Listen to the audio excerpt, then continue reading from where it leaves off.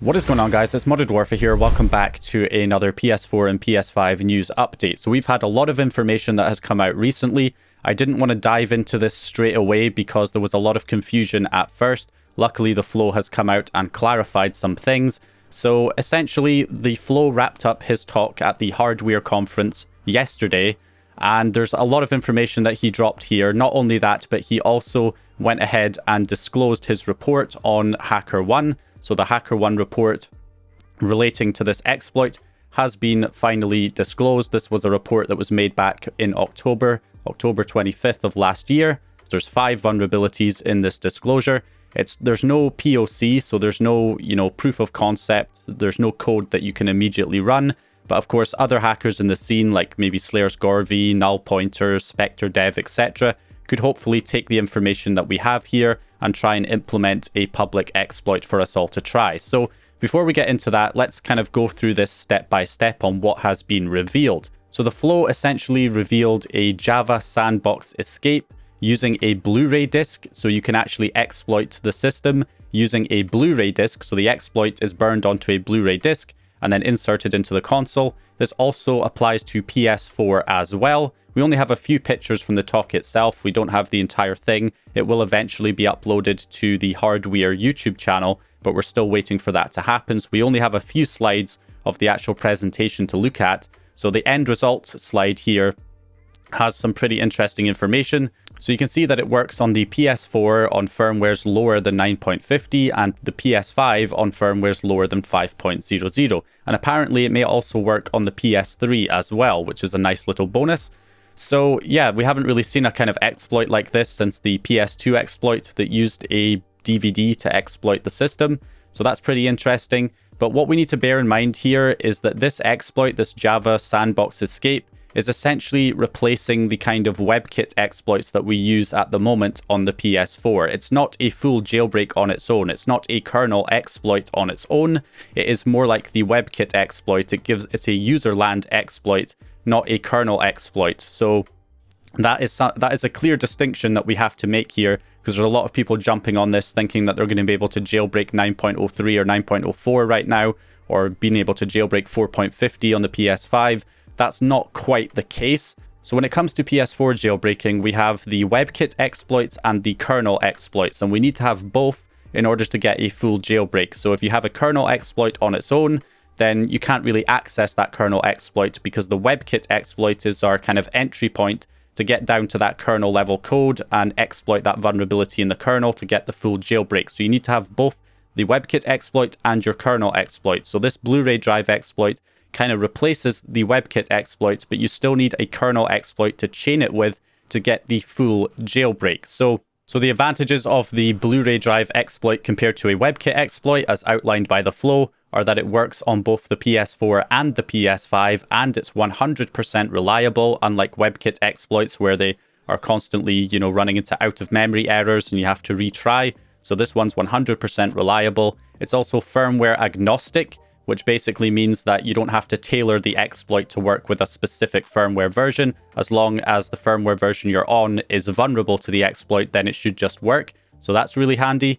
Also, bigger kernel attack surface. So again, I guess it's easier to exploit the kernel if you have a kernel exploit, by the sounds of things. Plus JIT for executing payloads, so you can write kernel exploits in C, but that's for PS4 only. So it has a bunch of advantages over a traditional WebKit exploit. But again, you still need to chain it with a full kernel exploit to get the jailbreak. So that's where the confusion appeared to be coming in here. So even though it says less than 9.50 and less than 5.00, it doesn't mean we're going to get a full jailbreak on 9.03 or 9.04 or 4.50. We still need a kernel exploit on 4.50 on the PS5 and 9.03 or 9.04 on the PS4 in order to chain it with this Blu-ray drive exploit to get a full jailbreak, which we don't have right now, because the latest kernel exploit we have on PS4 is still the one that's in 9.00, and we already have a jailbreak on 9.00, so it's not that useful right now as it stands for the PS4 until there's a kernel exploit on 9.03 or 4.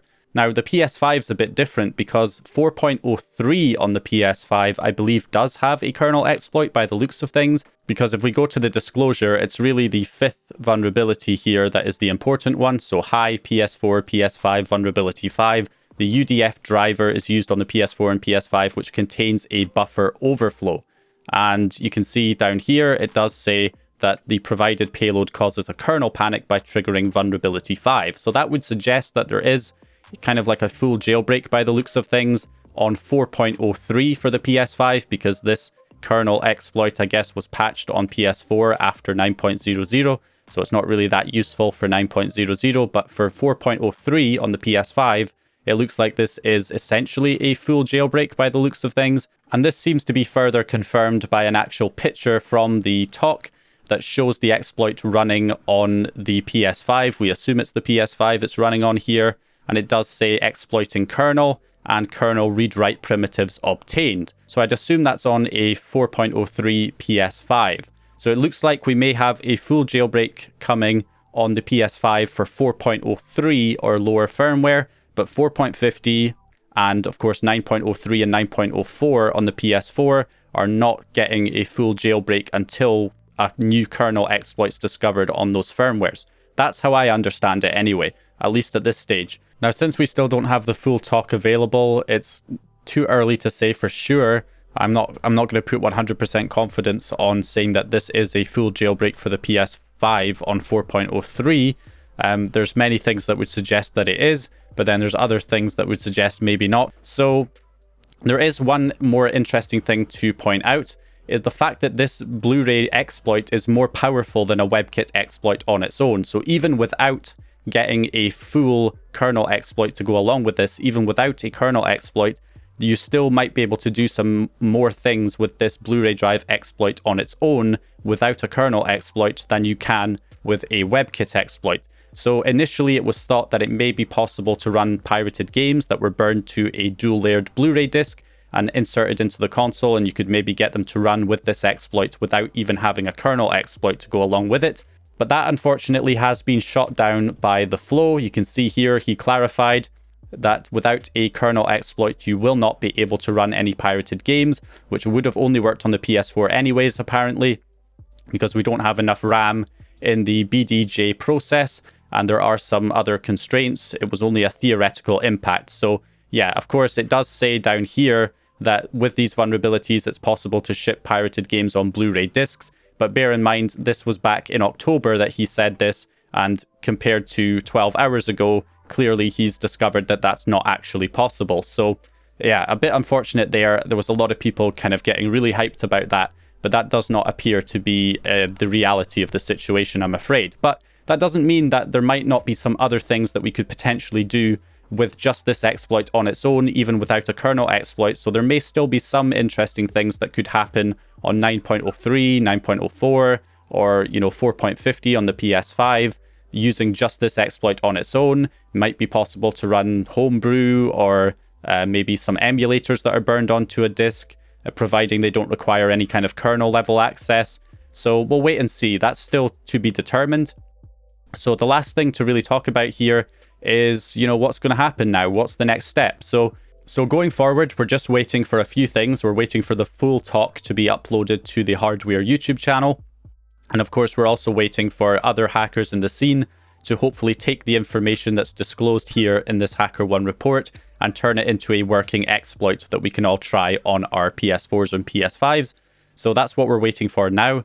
Now, this disclosure was not a full disclosure. It is only a partial disclosure. TheFlow did add a proof of concept to the actual report, but that was not disclosed. So all we have are the kind of basic outline of how these exploits work, which is similar to what we had with the 7.55 jailbreak disclosure.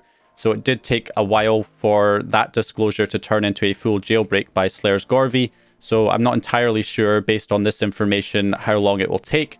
But again, it should be enough information here for other hackers like maybe Slayers Gorvy, Spectre, Null Pointer, etc., to actually implement a working exploit here for us all to try on our own system. So that's what we're waiting for now.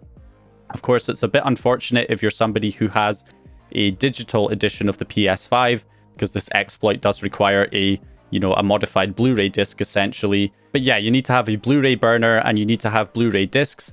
So the type of discs that are used are also outlined by TheFlow. He says here he used a BD burner and BD-RE discs from Verbatim. So again, it probably doesn't matter what brand of discs that you get. I do know that Verbatim are like the best quality ones, but I don't think it really matters too much for the exploit, but I could be wrong. And it does say here that you can use BD-RE discs because those are the rewritable discs, so that, you know, if the exploit gets updated, you can just, you know, rewrite the disk with an updated exploit rather than wasting disks. So I'd recommend going for those BD-RE disks if you are going to be doing this. So yeah, that is essentially all the information that I've got for you guys at the moment. Hopefully we'll get some more information soon, and when we do, I will update you guys. So yeah, hope you guys enjoyed the video or found the information useful. If you did, please leave a like and subscribe. And once again, I'll hopefully see you guys in the next one.